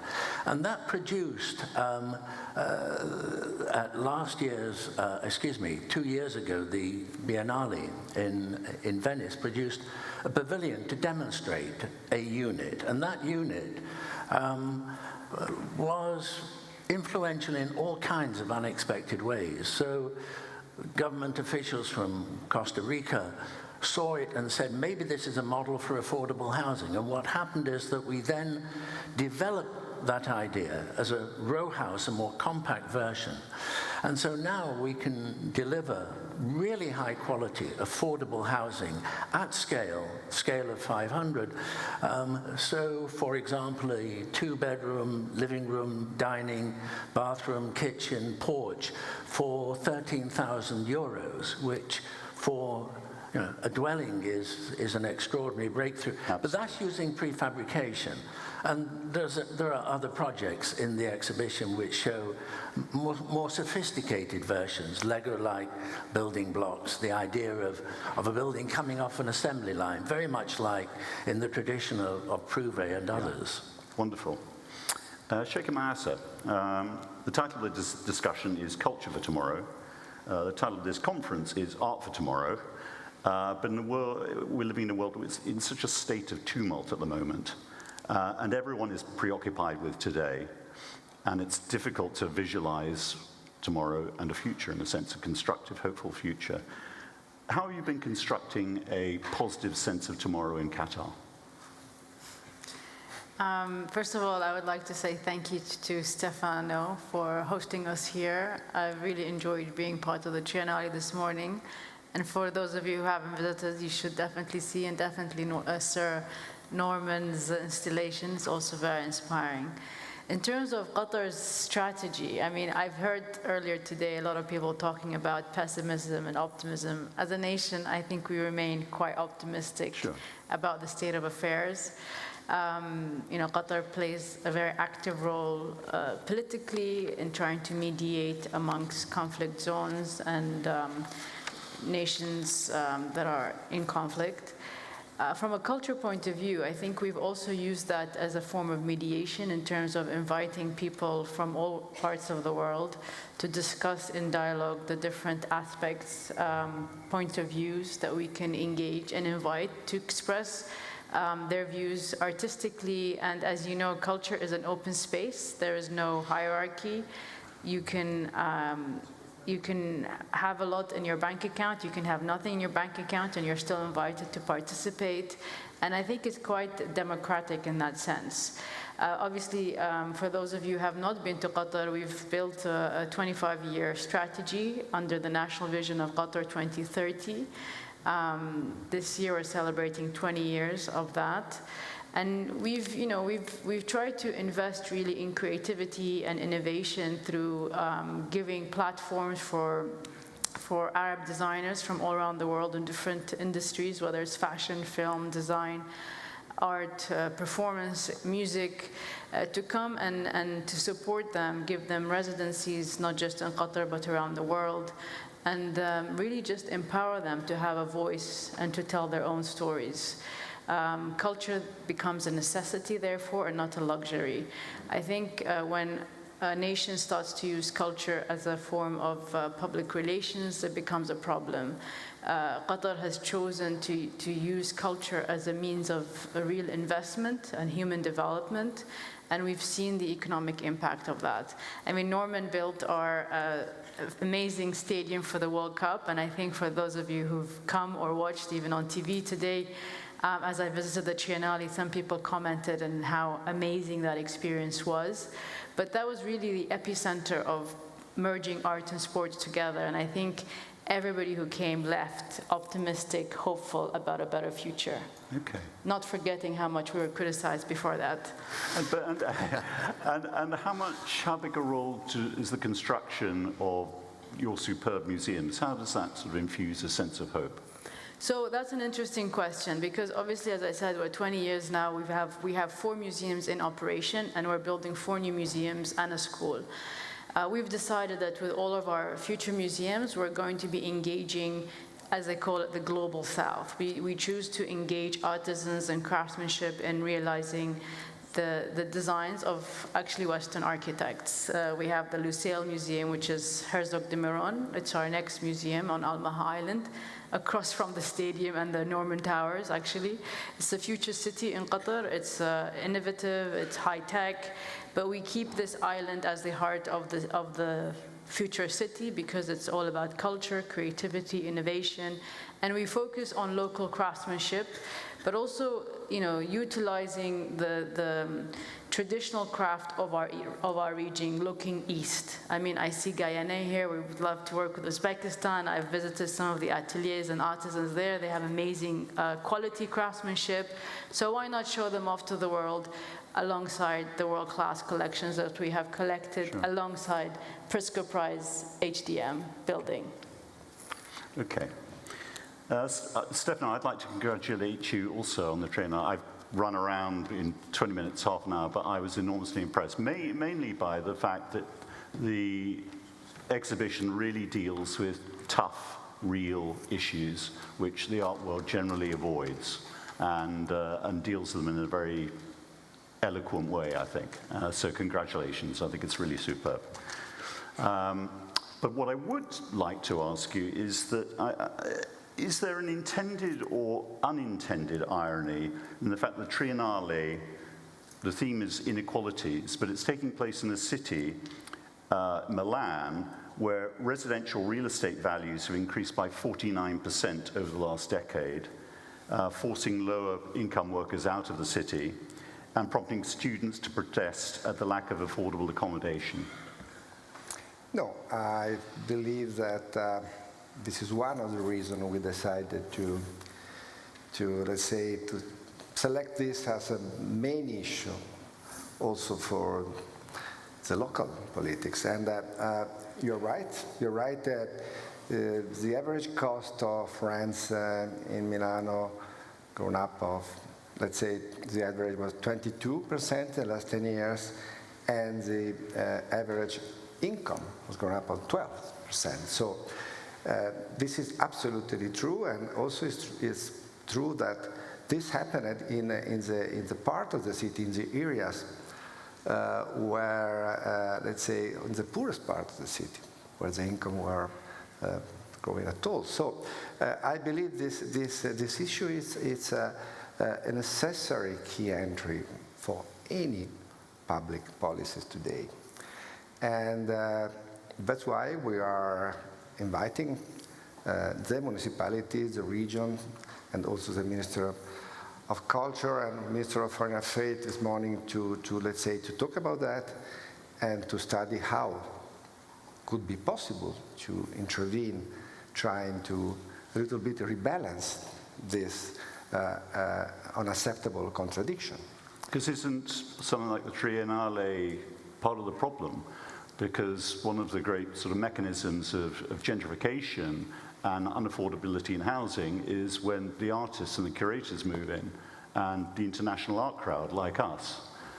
So there is a little bit of a paradox here, isn't there? I think, yes, you're right. It's something that we know. It's, let's say, something happening all over the world. At the same time, we have to understand how to compensate this, let's say, a kind of lateral effect of extension of cultural presence in the city.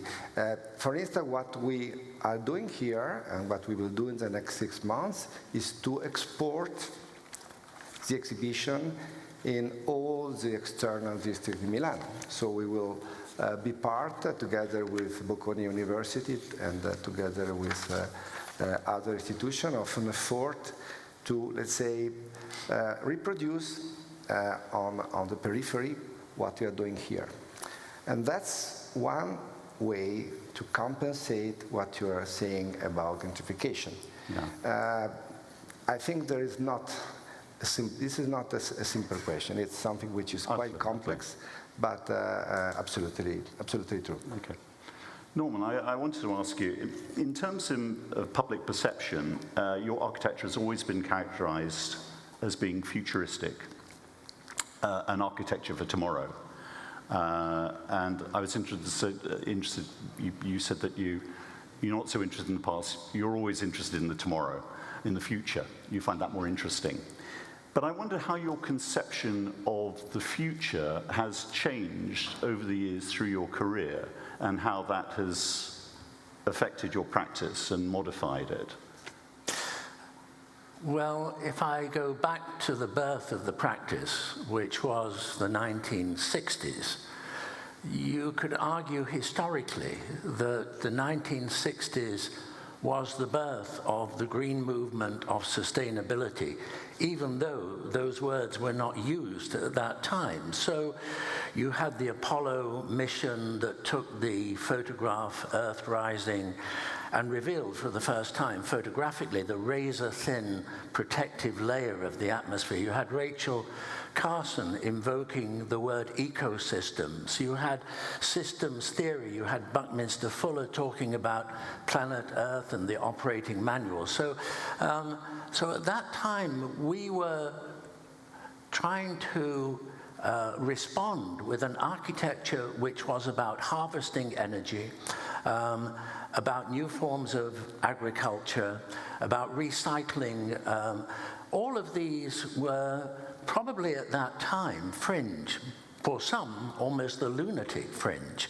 And the interesting thing is that over time that has now become mainstream, and somewhere in the middle of that was a project like the Reichstag, where we were, through advocacy, able to arouse the political conscience of those creating their house, being the parliament, to consider that it could be a national emblem in terms of a carbon-free energy manifesto. So I think the big change, in short, is public perception, and now there's a groundswell there.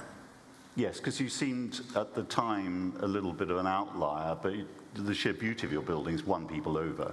But you were very, very different. But now, well, mainstream is the wrong word, but you're an establishment figure. I think it's demonstrating also that to be sustainable, we don't have to wear a hair shirt. That you're not wearing one. That you can have an extraordinary quality of life and you can be sustainable. And it's a wider argument. One needs to look, you somehow have to take it away from emotion and come down to data. So for example, if we talk about nuclear and you look at the data, nobody has died from nuclear waste, quite the reverse. Its virtue is that it's totally controllable. Whereas, you know, between 7 and 10 million people, mostly young children, die every year through the 40 billion tons of noxious gases that we emit in the atmosphere. Which is the point you make very well in your exhibition. Yeah, absolutely. So we need to take emotion out of these decisions about the environment and come down to the data, come down to facts. But on the other hand, there's plenty of emotion there. You're still incredibly enthusiastic about the future, aren't you? And Absolutely. That's a constant. Absolutely. Sheikha, I wanted to ask you about you've got an exhibit at the Venice Biennale of Architecture, and you have a Qatar pavilion, which will be a permanent pavilion in Venice. What it looks at is how contemporary architecture responds to community needs and reimagines a sense of belonging. You're constructing a huge smart city at Lusail, aren't you? How do you create a sense of belonging and community in a city where, like most modern cities, people just sitting at home on phones ordering Uber Eats? How do you create a sense of community in these environments? I think for us, we really focused on two main pillars for community, which is culture and sports. And that's, I mean, when you come to Qatar, you really you feel a sense of community. When you come to our exhibitions or our museums, you see the diversity of people. I mean, Qatar is a very diverse nation. Even for our Venice pavilion, for example, we've made it a commitment that this will be a Qatar National Pavilion, but a platform to show Arab talent, because we have so many different nationalities living in Qatar, and we really want to support talent and take them globally. So, you know, it's interesting you asked me about our pavilion and the Giardini, because we installed the Yasmin Lari Community Center, which was part of the Manzar exhibition we did last year on Pakistan. It was the first exhibition ever done on Pakistan modern and contemporary art plus architecture since the partition. Nobody has ever done that survey. And I'm happy to say that this exhibition is now going to Islamabad in the fall at the request of His Highness and the Prime Minister of Pakistan. The question is, why was there never an exhibition or a survey on Pakistan modern contemporary artists and architecture? And when I saw Yasmin Lari, she didn't come to Doha, but she came to Venice. I don't know what to make out of that. But when I saw her at Venice, she said, she said, you have to come to Pakistan. I said, I did come to Pakistan in 2005. And she said, yeah, but you have to come visit the poor, not the rich. I said, I went to Pakistan because of the earthquake and I only visited the poor. And she was very shocked and surprised because she had this, obviously, stereotype that I only came to Pakistan to see the rich. So it's very important for us as a nation, because everybody sees Qatar now as a rich nation, and it's very easy target to say, oh, it's a rich nation. It does this because it has money, but it's not. It has not always been the case. Qatar was a bankrupt country. It had no money. We had to loan to pay people's salaries, etc. But it took a vision, and it took a bold vision with a clear strategy and a National Vision 2030 to transform the country into one of the richest countries in the world. But that didn't just happen by accident. That happened with planning, with understanding our communities, understanding our needs, and taking risky decisions that could have gone either way. So you haven't been to Qatar in a long time. I invite you to come back. You'll fit right in from the moment you arrive, because we have all nationalities. You'll hear all languages. We have, you know, various communities, and there's no real segregation. And I think culture plays a big role in that, because, as I said earlier, there is no hierarchy. But let me ask you, Qatar has made a huge bet on museums, and you've built some absolutely superb museums. But one thing that slightly, well, it concerns me, but it's an issue, is that museum attendance worldwide is going down. Now, it varies, it's spotty, but it is actually going down. And that also coincides with a pretty significant drop in the number of people studying humanities who are interested in the arts. I think it depends where you see, where you're looking at, right? Well, if you look at humanities degrees, it's really frightening. It's right across the developed world.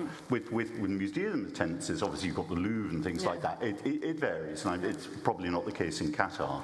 But no, we started very low, so we're going up. But I suppose what I wanted to ask is, you know, you've invested in museums. Other nations just have shopping and sport. So do you think for the next 10 years, there's going to be continuing value in culture?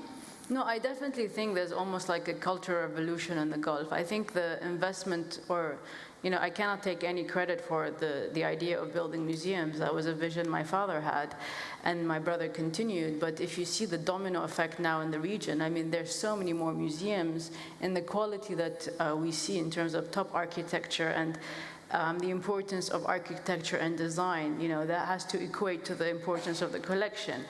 For us, our region is 60% of our region are under 30.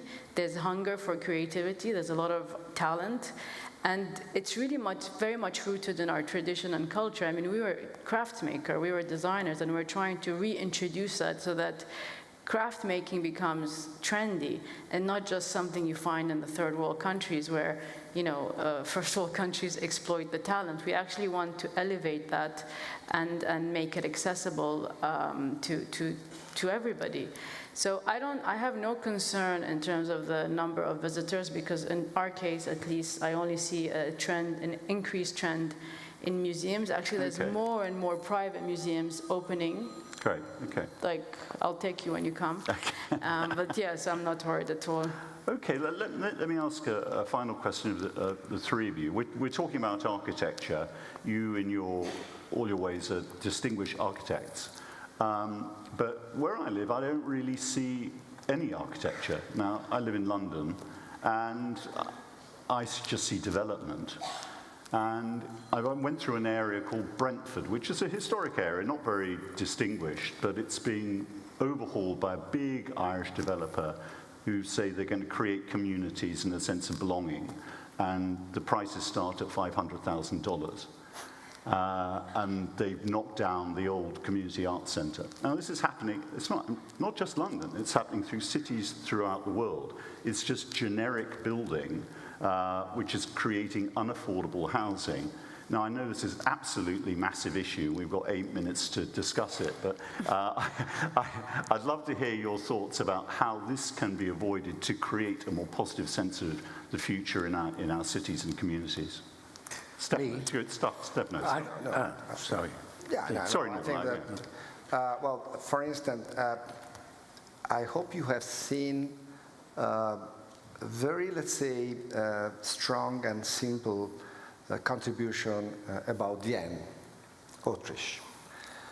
What makes that city so interesting today is the amount of public investment on social housing that the local government has done in the last 50 years. So the 43% of the real estate patrimony in Vienna is public or in social housing. So that means that it's possible to try to balance what you're saying about private real estate, let's say, developments.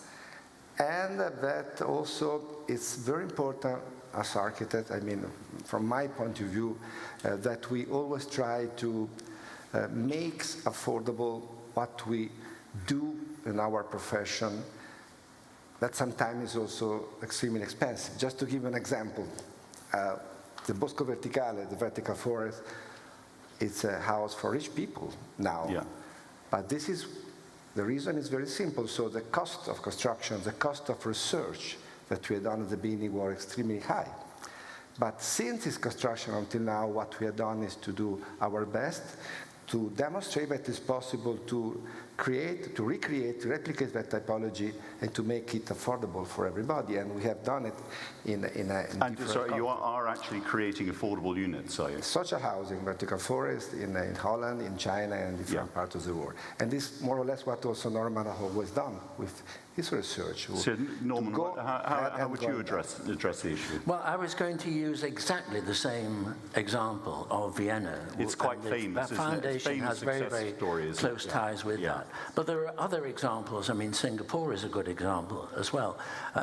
It comes, I think, full circle round to your previous question about museums and humanities.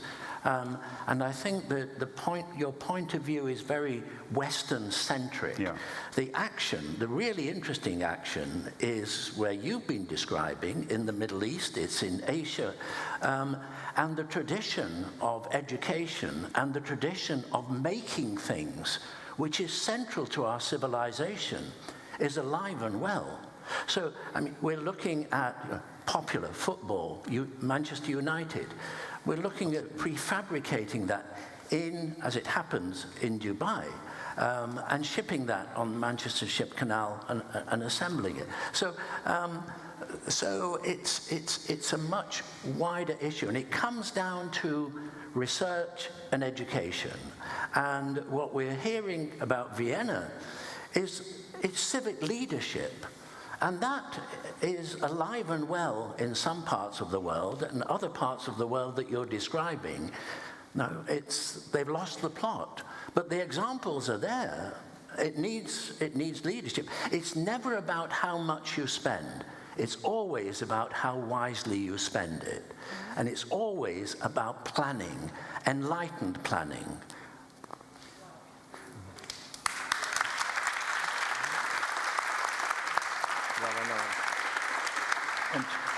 Thank you. I think, I mean, to Norman and Stefano's points, I agree totally. Seeing that I'm the only one who's not an architect on the panel, I'm going to talk about the projects that we did where, as developers, if that's what you're going to call us, we chose to recycle buildings as opposed to demolish and restart again, which was really a practice, unfortunately, in some of the developing countries, thinking that by demolishing they can be more modern. I can talk about the fire station that's now become an artisan residence, to the point that it became so attractive that Wael Shawki is moving to Qatar to run it. Or the former Ministry of Interior that's become the NED, listed as one of the best hotels in the world, where we commissioned inside the hotel over 600 artisans and craftsmanship from our region, which created the trend, because then we saw shortly after a tender in the local newspaper for the local Four Seasons hotel of a $20 million tender for arts and craft in their hotels.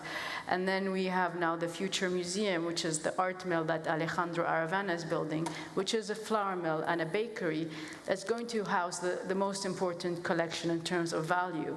We could have chosen to go in the desert and build something from scratch, but we chose an old building, one from the 80s.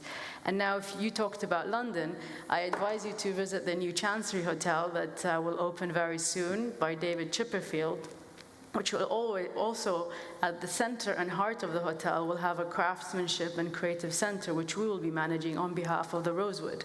So you see, as Norman said, it's all about vision and strategy. As much as civic institutions are important, government leaderships and decisions, strategic planning and long-term planning, because it's so easy to get distracted when great ideas come your way. But if these great ideas don't fit your strategy and don't really have local impact or value, then you're better off without it. So to me, it's all about having a clear vision and strategy and staying the course, because many people, I mean, I started very young and many people gave themselves the privilege to come and tell me what to do.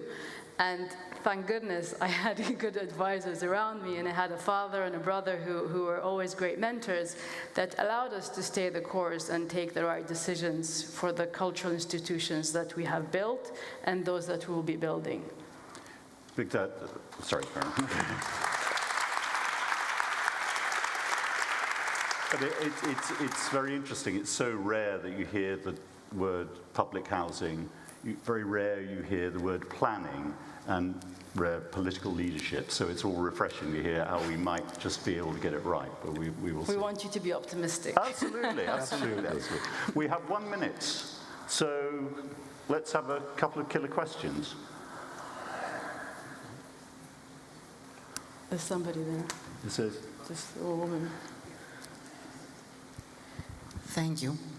I would like to ask Seiga, can you recall a moment when a project that you are involved in truly changed minds or created bridges in a way that surprised even you? I didn't understand the question, sorry. If there is a moment from a project that you are involved in that truly changed minds, changed the way that we are thinking, that the people around you are thinking, in ways that surprised even you. I think for me, I find my job to be a daily laboratory of ideas and creativity, because as much as you think you know, you discover you don't know anything. And I think that's part of the approach we've taken, to be very, to know where we want to go and the strategy, and to be very open-minded. And there are many instances where we made decisions based on intuition. And I can give you an example. When we built the Jean Nouvel building, I was highly criticized for 2 reasons. First, for the delay, because it took us about 10 years to open that museum. Second of all, because there was rumors that we had demolished the old palace, which was totally false. But with all the scaffolding, nobody really knew what was happening inside. So what we decided was, as we were thinking about how to hang art and crafts, the objects of the collection in the slanted walls of Jean Nouvel, that we would allow people to visit the building. And there was a lot of resistance in my, with my teams. They said, no, they're going to say this is a failed project that you couldn't finish. I said, no, let people experience the architecture and let them see the old palace that's still there. And actually it was the best idea we took, because as soon as we opened the museum, everybody who came said they felt their home because they had seen the whole process. So, sometimes you have to go against the trend to make a point. wonderful. I think that's all we have time for. Thank you so much. That was great. Thank you so much. Cool.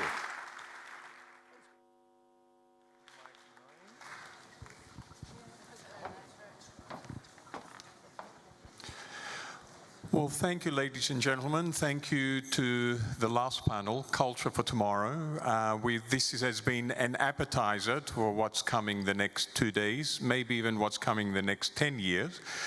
Enjoy Milan. We are blessed with good weather, despite the weather forecasts. And tomorrow morning at 9:30 sharp, we'll actually be in the room upstairs on level 1. So see you tomorrow morning. Thank you.